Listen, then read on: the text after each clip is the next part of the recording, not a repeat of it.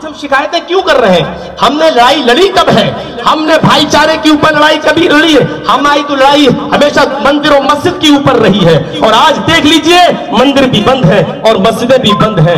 मेरे भाइयों, मंदिर और मस्जिद के मुद्दों से उठकर विकास के मुद्दे पर आइए, भाईचारे के मुद्दे पर आइए, देश की उन्नति के मुद्दे पर आइए और भाईचारा हमेशा कायम रखिए। क्योंकि मैं मुसलमान हूं, लेकिन मैं जानता हूं कि हमारा कुरान हमें भाईचारे का निमंत्रण देता है। हिंदू भाई हैं, इनसे पूछिए कि क्या हिंदू धर्म नफरत सिखाता है? मैं एक मंत्र आपके सामने पढ़ता हूं और देखिए इस मंत्र में क्या कह रहे हैं रामचंद्र जी। रामचंद्र जी कह रहे हैं, प्रत्यम चारुम धर्म गोपी थाय प्रभु यसे मरुद्रिग्नागही। प्रत्यम चारुम धर्म गोपी थाय प्रभु यसे मरुद्रिग्नागही। तुम्हारे शब्दों के बाण से, तुम्हारी जबान से निकलने वाले कोई शब्द से किसी दूसरे व्यक्ति को तकलीफ नहीं होनी चाहिए। जो हिंदू धर्म हमें शब्दों के जबान पर, जीभ पर कंट्रोल करने का आदेश दे रहा हो, और जो ये कह रहा हो कि अपने शब्दों से जब जबान से बोलो तो ऐसा शब्द यूज नहीं होना चाहिए कि जिससे किसी मनुष्य को तकलीफ हो, चाहे वो हिंदू हो या मुसलमान, किसी को तकलीफ नहीं होनी चाहिए। वो धर्म ये कैसे बर्दाश्त करेगा कि एक समुदाय, एक वर्ग विशेष पर दूसरा वर्ग विशेष जुल्म करे? माफ करना, ये हमारी राजनीति को गंदी पॉलिटिक्स तो हो सकती है, लेकिन ये धर्म की शिक्षा नहीं हो सकती है कि कोई किसी से नफरत करे।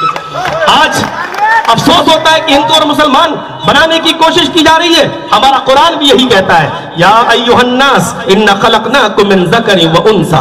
है संपूर्ण जगत की मानव जाति, हमने तुम्हें एक मर्द और एक औरत से पैदा किया है। हमने तुम्हें एक पुरुष और एक स्त्री से जन्मा है। तुम्हारा बाप एक है और तुम्हारी माँ एक है। तुम्हारा बाप आदम है, तुम्हारी माँ हव्वा, जिसको हम वेदों में आशु और युवती शत्रुपा के रूप से हम जानते हैं। हमारा एक ही बाप है मनु और एक ही माँ है शत्रुपा। हम सब उसी की संतान है, हम सब उसी के बेटे हैं। लिहाजा जब बेटे हैं तो सब भाई भाई हैं। लिहाजा ये धर्म के ठेकेदार जो आज धर्म के ठेकेदार बने हुए हैं, इनको न धर्म से मतलब है, इनको सिर्फ अपनी कुर्सी से मतलब है। आप भाईचारे को समाप्त मत कीजिएगा, अपना भाईचारा बना कर रखिएगा।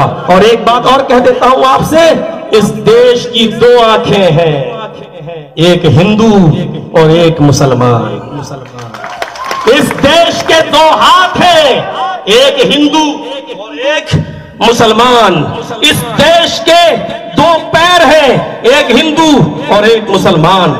ये देश उस वक्त सलामत है जब हिंदू भी सलामत है, सुरक्षित है, और मुसलमान भी सुरक्षित है। अगर किसी एक को तकलीफ पहुंचाने की कोशिश की, अगर किसी एक को सताने की कोशिश की, तो गोया कि एक आंख आप फोड़ रहे हैं, एक हाथ आप तोड़ रहे हैं, एक पैर आप काट रहे हैं। और याद रखो, अगर इस देश में एक भी धर्म का, एक भी धार्मिक इंसान को तकलीफ हुई तो ये देश काना हो जाएगा, ये देश लूला हो जाएगा, ये देश लंगड़ा हो जाएगा।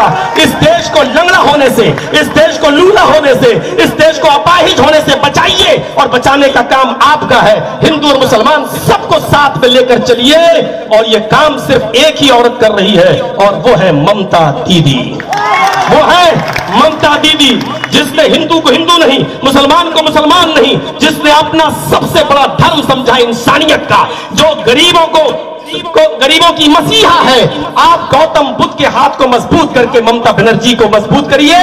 वैसे तो मैं आपकी लहर देखकर मैं समझ गया हूं कि गोदी मीडिया क्या चीख चीख कर ऐलान कर रही है और वास्तविकता क्या है, वास्तविकता क्या है। और गोदी मीडिया का हाल तो आप जानते ही क्या है।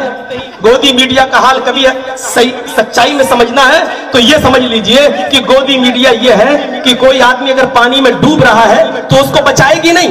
कोई आदमी पानी में डूब रहा है और ये गोदी मीडिया उसके सामने पहुंच जाए तो ये उसको बचाएगी नहीं, बल्कि उसके मुंह में कैमरा घुसड़ के पूछेगी आपको कैसा लग रहा है, इस वक्त आपको कैसा लग रहा है, इस वक्त आपको कैसा लग रहा है। और हो सकता है कि शाम तक न्यूज चैनलों पर आपको हटाकर अब मुझे ही दिखाया जाए। मुझे मालूम है कि किस सिमत की तरफ आपको बहकाया जाएगा, लेकिन इस लेडी सिंघम के हाथ को मजबूत करिए। ये घायल शेरनी है, घायल शेरनी। अमित शाह और मोदी जी ये सब जहरीले सांप हैं, जहरीले सांप, और इन सांपों के सरों को कुचलने के लिए अकेली शेरनी काफी है। बस आपसे निमंत्रण करता हूं, आपसे अपील करता हूं कि ममता बनर्जी को मजबूत करिए और देश में भाईचारा बना रहने दीजिए। कोई खुश नहीं है इस गवर्नमेंट से, कौन नहीं जानता किसान आज कहां पहुंचे हुए हैं, व्यापारियों का आज क्या हाल हो रहा है, स्कूलों का हाल आज क्या हो चुका है।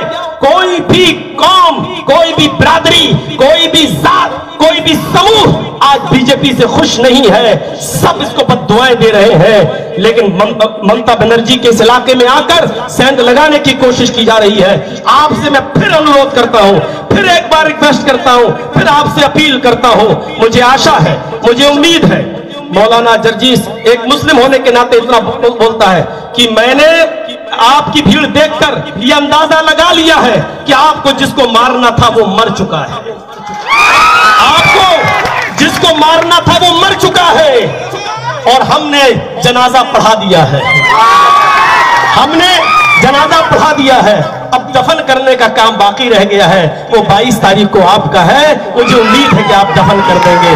आप गौतम पाल को मजबूत करके टीएमसी को मजबूत करेंगे, बंगाल को बचाएंगे, भाईचारा कायम रखेंगे और ये वादा करके यहां से उठिए कि हम बंगाल को दोबारा गुजरात नहीं बनने देंगे और ममता दीदी को हम फिर से लाएंगे। पहले बंगाल में लाइए और फिर हम सब मिलकर कोशिश करते हैं उनको दिल्ली पहुंचाने की।